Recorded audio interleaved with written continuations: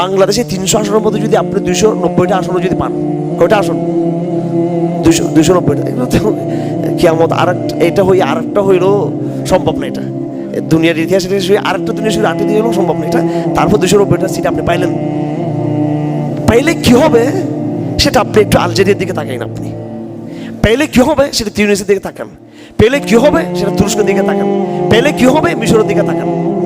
আর কিছু লাগবে না এখানে। পাওয়ার পরও কি অবস্থা হয়েছে তাদের, এগুলো বিগত এই 70 বছর ইতিহাস আমাদের চোখের সামনে। আর আমার জন্ম 50 বছর, প্রথম 5 বছর হুঁশ ছিল না, 6 বছর পরে তো এই 45 বছর তো মোটামুটি বা অন্তত 40 বছর তো সব জানা আছে কি হয়েছে পৃথিবীতে, যে ঘটনা ঘটছে। সংখ্যাধিক্যের মাধ্যমে পর্যন্ত কোনো দেশে পরিপূর্ণ ইসলামকে বাস্তবায়ন করা সম্ভব হয়নি। কারণ এটা যেহেতু নাম, আপনি আসছেন তো গণতন্ত্রের মাধ্যমে। গণতন্ত্র মানে মত প্রকাশের স্বাধীনতা। 50 জন লোক দাঁড়িয়ে যাবে, আমরা সমকামী দেশে, আপনি সেটা বাধা কেমনে দেবেন? এটা গণতান্ত্রিক অধিকার নিয়ে আসছে। সংসদ দাঁড়িয়ে দাঁড়িয়ে ওই 10 জন চিৎকার দিয়ে বলবো আমরা এর মানি না, মানি না, মানি না। আপনি বলেন একজন সংসদ সদস্য, আপনি বলতেছেন 290টা সিট পাই আমরা এখন গভর্নমেন্ট, আমরা এখন সরকার, আমরা এখন, হ্যাঁ, তো 10 জন নাস্তিক দাঁড়ায় বলতেছে এই আইন আমরা মানি না। এই বলার সাথে সাথে তারা মোরতাদ হয়ে গেছে কিনা? মোরতাদ হয়েছে কিনা? হয় নাই নাকি? হ্যাঁ, আমাদের সরকার, জামাত ইসলামী, হেফাজত ইসলাম, আরো যত ইসলাম মিলে আমরা 290টা সিট পাইলাম। এরপর আমরা কোরআনের সংবিধান ঘোষণা দিলাম। আমাদের প্রধানমন্ত্রী আমিরুল মুমিনিন কি হবে তখন? হ্যাঁ, শফিক সাহেব অথবা আমাদের মহিবুল যে আমিরুল মুমিনিন ঘোষণা দিল, আমিরুল মুমিনিন তো না, আমিরুল ইসলামিক গণতন্ত্র এটা ঘোষণা দিলেন, দিয়ে যে আমরা ইসলামী রাষ্ট্র করলাম। ওই সংসদে মাত্র 10 জন আছে, এরা ওই 10 জন বা 5 জন চিৎকার দিয়ে বললো যে কি, ওই যে রুমিন ফারহানা ঢুকছে, 5 জন ছিল, এরা কাউকে চিল্লে তো এরা, ঠিক আছে। এটা ওই যে গত ইলেকশনে এরকম আমাদের 4-5 জন ঢুকলো, চিৎকার দিল। এখন ইসলামের বিরুদ্ধে যখন এরা বিরোধ করবে, তার ইমান থাকবে কিনা? তাহলে সে প্রকাশ্যে মোরতাদ। এই সংসদ কি সক্ষমতা রাখে ওই মোরতাদের শাস্তি দেওয়ার জন্য? এর আগে ক্লিয়ার করেন আপনি। 290টা সিট পাইয়ে আমি প্রধানমন্ত্রী এবং আমাদের আপনার প্রেসিডেন্ট, ঠিক আছে।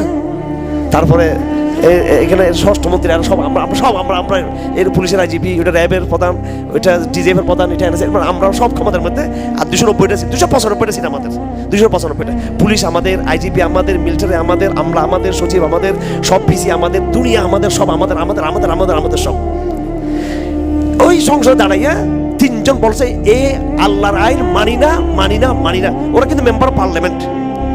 এই সরকার শক্তিশালী 295টা আসন পানে বলা যারা পাইয়েছে, এই সরকার কি ওই মোরতাদের শাস্তি দিতে পারবে? তাহলে বোঝা গেছে এই গভর্নমেন্টটা ইসলামিক গভর্নমেন্ট না, এটা সম্ভব না। এটা ঠিক আছে, আপনি 300টা সিট পেলেন, এবার প্রথম বললাম 290টা সিট পেলেন, এবার বললাম দেখি 300টা সিট পেয়ে গেছে। এখানে আর সংসদ দাঁড়িয়ে কেউ যদি কি করবে?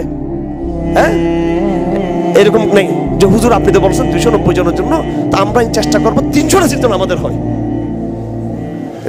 এটা 3 নম্বর কি আমাদের আসলে তখন হবে আর কি, এটা ঠিক আছে। আমাদের এটা কি আরেকটা ধরলো, তারপর ধরলাম 300টা সিট পেয়ে গেলো।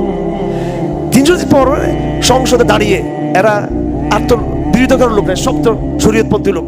কিন্তু শহীদ মিনারে অথবা শহীদ মিনারে গিয়ে দাঁড়িয়ে বলবো যে আমরা শরিয়া মানি না, 5 জন লোক দাঁড়িয়ে বলবে। অধিকার আছে কিনা গণতন্ত্রের রাষ্ট্রে? আছে কিনা? হ্যাঁ, কারণ আপনি তো গণতন্ত্রের মাধ্যমে আসছেন, আপনি তো গণতন্ত্রের মাধ্যমে আসছেন। গণতন্ত্র রাষ্ট্রের রাস্তায় দাঁড়িয়ে যে কাউকে এই সরকার গভর্নমেন্ট বিরোধী করতে পারবে, সে মানববন্ধন করবে যে সংসদে এই শরিয়া আইন পাশ হয়েছে, আমরা এটা বিরোধী করতেছি। ওই 5 জন লোককে ধরে ইসলামী রাষ্ট্র মোরতাদের শাস্তি তাদের উপর প্রয়োগ করতে পারবে এই রাষ্ট্র? পারবে? 300 জন সংসদ সদস্য পারবে? বলেন, হ্যাডাম আছে এটা করার? শহীদ মিনারেও তো রাখতে হবে, যেটা সেদিকে সব স্তম্ভটা রেখে দিতে হবে। কিছু করতে পারবে না এগুলোকে, এই গণতান্ত্রিক সরকারগুলো পারবে? কিছু করতে পারবে না। হ্যাঁ, এতটুকু করতে পারে, সেটা ওই যে পুশ করে করে কিছু কুফর, কিছু ইসলাম, কিছু কুফর, কিছু ইসলাম, কিছু কুফর, কিছু ইসলাম, এও চলবে আর কি। তো এটা তো কুফর ইসলাম একসাথে মিশ্রিত হয়ে গেলো এটা।